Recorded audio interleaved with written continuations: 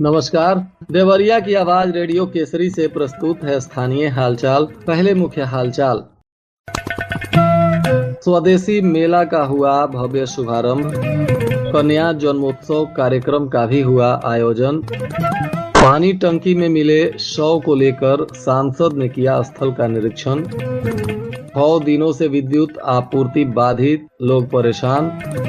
और विश्व डाक दिवस के अवसर पर 24 घंटे मिलेगी डाक की सुविधा। स्थानीय हालचाल के इस अंक के साथ मैं निकेत मिश्र। अब हालचाल विस्तार से।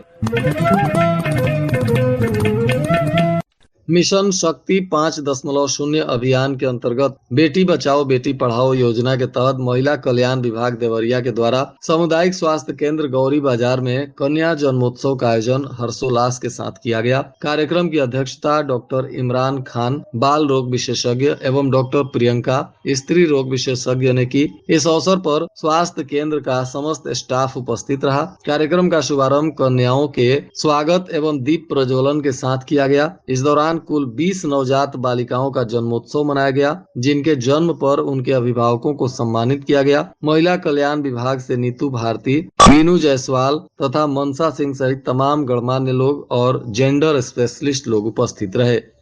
देवरिया क्लब में जनपद देवरिया में 9 से 18 अक्टूबर 2025 तक आयोजित होने वाले UPITS 2025 के समानांतर स्वदेशी मेला 2025 का भव्य शुभारंभ जिला पंचायत अध्यक्ष पंडित गिरीश चंद तिवारी ने दीप प्रज्वलन कर किया। इस दौरान विधायक रामपुर कारखाना सुरेंद्र चौरसिया जनपद के उद्यमियों और व्यवसायियों से अपील करते हुए मुख्यमंत्री के निर्देशानुसार छोटे और मझोले उद्यमी से निवेदन किया कि वे अपने उत्पादों को तैयार कर इस स्थानीय स्तर पर आयोजित स्वदेशी मेला में प्रदर्शित करें और विपणन करें। उनका उद्देश्य स्वदेशी उत्पादों को बढ़ावा देना और स्थानीय स्तर पर निर्मित वस्तुओं की बिक्री को सुलभ बनाना है। जिलाधिकारी दिव्या मित्तल ने दीपावली महापर्व को देखते हुए जनपद के उद्यमियों, व्यापारियों और हस्तशिल्प कारीगरों से अपील की है कि वे अपने उत्पादों को इस स्थानीय स्तर पर आयोजित मेला में प्रदर्शित करें, ताकि उन्हें स्थानीय स्तर पर बिक्री का अधिकतम अवसर प्राप्त हो सके।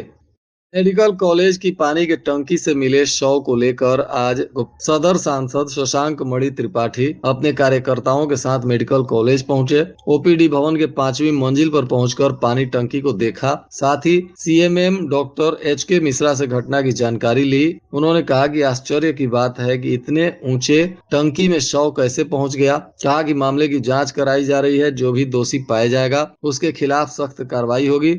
सांसद ने मेडिकल कॉलेज परिसर पहुंचकर एक एक बिंदुओं पर जांच पड़ताल की। ओपीडी भवन के 5वीं मंजिल पर पहुंचकर स्थिति को देखा। साथ ही सफाई कार्यों को लेकर भी जानकारी ली। इसके बाद प्रथम तल पर मेडिकल वार्ड में पहुंचकर भर्ती राम गुलाम टोला के रहने वाले अब्दुल कादिर, हिरांदापुर के रविंदर, रसूलपुर, जंगी, गोड़, रायपुर भटनी के और बिहार के भी रहने वाले मरीजों से मुलाकात की। उनकी स्थिति को जाना, भोजन की सुविधा और अन्य सरकारी सेवाओं के बारे में जानकारी ली तथा कुछ लोगों ने दुर्व्यवस्था की शिकायत की। इस पर उन्होंने संज्ञान लिया और पदाधिकारियों को फटकार लगाते हुए व्यवस्था को सुदृढ़ करने का आवश्यक निर्देश दिया।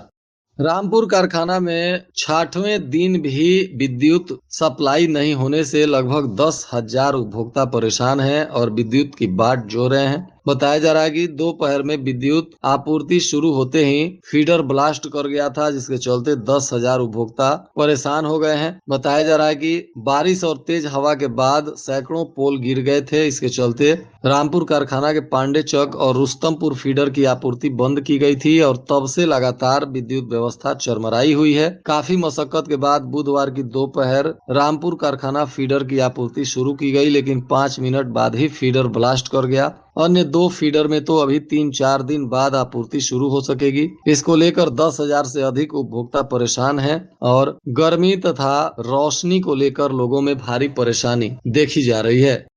देवरिया के डाक अधीक्षक अजय पांडे ने बताया कि डाक मंडल के प्रधान डाकघर देवरिया में अब आम जनता की सुविधा के लिए 24 घंटे सातों दिन स्पीड पोस्ट पार्सल डाक वस्तुओं आदि की बुकिंग की सुविधा जनहित में 8 अक्टूबर से प्रारंभ हो गई है। उन्होंने बताया कि अक्टूबर माह में 6 अक्टूबर से 10 अक्टूबर तक डाक सप्ताह चल रहा है। इसी क्रम में विश्व डाक दिवस भी मनाया गया। डाक विभाग के द्वारा प्रथम फेज के जनपद मुख्यालय के प्रधान डाकघर में उक्त सुविधा स्पीड पोस्ट पार्सल डाक वस्तुओं की बुकिंग का संचालन किया जा रहा है, जिससे आम जनता और व्यवसायी जो दिन में समयाभाव के कारण अपना आर्टिकल बुक नहीं करा पाते थे, उन्हें किसी भी समय दिन और रात कभी भी अपने स्पीड पोस्ट पार्सल आदि बुक कराने की सुविधा मिल रही है। इस सुविधा के शुरू होने से लोग काफी उत्साहित और खुश नजर आ रहे हैं।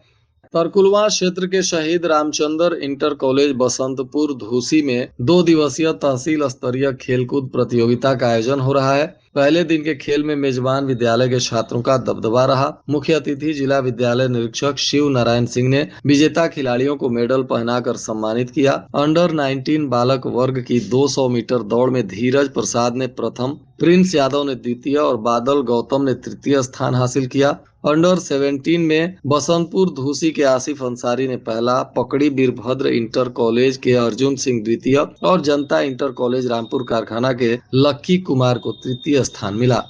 राजकीय इंटर कॉलेज का 114वां स्थापना दिवस धूमधाम से मनाया गया। इस दौरान विद्यालय परिसर को आकर्षक ढंग से सजाने के साथ ही विद्यालय से शोभा यात्रा निकाली गई। शोभा यात्रा को विद्यालय के प्रधानाचार्य राम किंकर मिश्रा ने हरी झंडी दिखाकर रवाना किया। राजकीय इंटर कॉलेज का स्थापना 8 अक्टूबर 1912 को हुआ था। बुधवार को विद्यालय 114 साल का हो गया।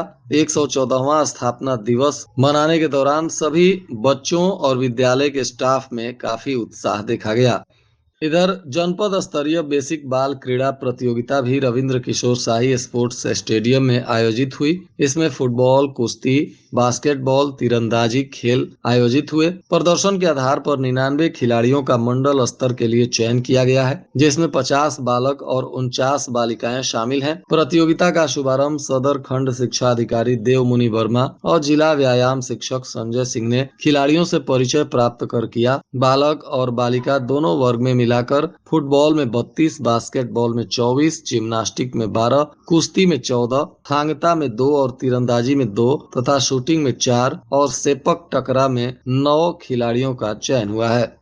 परिषदीय विद्यालयों में टैबलेट शो पीस बने हुए हैं। करीब 1.5 वर्ष पहले मिले टैबलेट का उपयोग विद्यालयों में कभी कभार ही हो रहा है। ज्यादातर टैबलेट शिक्षकों के घर पड़े हुए हैं। हाल यह है कि जब बेसिक शिक्षा विभाग हर माह रिचार्ज पर करीब 6 लाख रुपए खर्च कर रहा है। जिले में 2121 परिषदीय विद्यालय संचालित हैं। वर्ष 2024 में विद्यालयों को कुल 4204 टैबलेट दिए गए। टैबलेट की गूगल मैपिंग कराई गई ताकि टैबलेट नियमित रूप से स्कूल लाया जाए। टैबलेट देने के पीछे विभाग की मंशा थी कि विद्यालय की सभी पंजिकाओं को डिजिटल कराया जा सके। इसमें समय के बचत के साथ ही लंबे समय तक विद्यालय के रिकॉर्ड को भी सुरक्षित रखा जा सकेगा। हर माह इसके लिए एक सिम पर 138 रुपए का रिचार्ज हो रहा है। बताया जा रहा है कि 5,80,000 रुपए से अधिक का प्रत्येक महीना रिचार्ज हो रहा है, परंतु इस टैबलेट का इस्तेमाल विद्यालय प्रबंधन की तरफ से नहीं किया जा रहा है।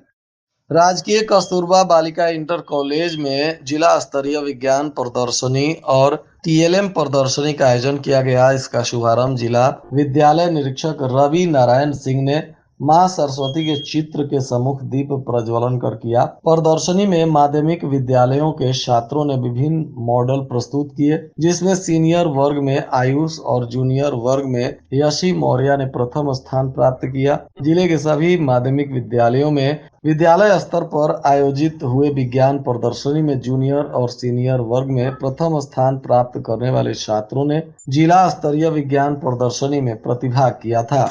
इधर राष्ट्र के लिए मध्यस्थता 90 दिवसीय विशेष अभियान में 30 वर्षों से अधिक लंबित वादों का निराकरण किया गया। बताया जा रहा है कि जिला विधिक सेवा प्राधिकार की तरफ से इस कार्यक्रम का शुभारंभ हुआ था। इस दौरान 1/7/2025 से 30/9/2025 तक 90 दिवसीय राष्ट्रीय मध्यस्थता अभियान चलाकर 30 वर्षों से भी अधिक पुराने बहुत सारे वादों को समाप्त किया गया। बताया जा रहा है कि प्राप्त 974 वादों में से एक वाद 30 साल पुराना था और एक 25 साल पुराना, 9 वाद 20 साल पुराने, तो 10 वाद सन 2006 से अब तक प्राप्त वादों में से 91 वादों का निराकरण किया गया। इस दौरान न्यायाधीश मनोज कुमार तिवारी ने सर्वाधिक 38 वादों का तथा अन्य मध्यस्थों के द्वारा 73 वादों का निराकरण किया गया। मिशन शक्ति फेज 5.0 के तहत आधी आबादी सड़क पर दौड़ी। पुलिस लाइन से आयोजित सशक्तिकरण के लिए दौड़ कार्यक्रम में बड़ी संख्या में विभिन्न विद्यालयों की छात्राओं के साथ ही महिला पुलिसकर्मी भी शामिल हुई। छात्राओं ने अन्य महिलाओं को भी महिला सशक्तिकरण को लेकर जागरूक किया। पुलिस लाइन से CO city Sanjay Kumar Reddy, CO Deep Shikha Verma, Bini Singh ने संयुक्त रूप से दौड़ का शुभारंभ किया। यह दौड़ शहर के police line road, stadium road, civil line road, Kotwali road, Malviya road, Gorakhpur road इत्यादि में किया गया। इस कार्यक्रम का उद्देश्य महिलाओं और बालिकाओं में आत्मरक्षा और उनको शारीरिक और मानसिक रूप से फिट रहने के लिए क्षमतावान बनाने तथा समाज में महिलाओं और बालिकाओं के सम्मान, सुरक्षा और सशक्तिकरण के प्रति जागरूकता बढ़ाने का बताया जा रहा है। और आज के मौसम का तापमान देवरिया में न्यूनतम 26 डिग्री सेल्सियस और अधिकतम 32 डिग्री सेल्सियस रहने की संभावना है। हालचाल के इस अंक को आप हमारे YouTube चैनल, फेसबुक और इंस्टाग्राम पर भी सुन सकते हैं। इसके लिए हमारे चैनल को लाइक और सब्सक्राइब करें। साथ ही आप प्ले स्टोर से रेडियो केसरी ऐप को डाउनलोड कर सीधे अपने मोबाइल फोन में भी रेडियो केसरी की सेवा का लाभ ले सकते हैं। अंत में मुख्य हालचाल एक बार फिर। स्वदेशी मेला का हुआ भव्य शुभारंभ। कन्या जन्मोत्सव कार्यक्रम का भी हुआ आयोजन। पानी टंकी में मिले शव को लेकर सांसद ने किया स्थल का निरीक्षण। 6 दिनों से विद्युत आपूर्ति बाधित, लोग परेशान।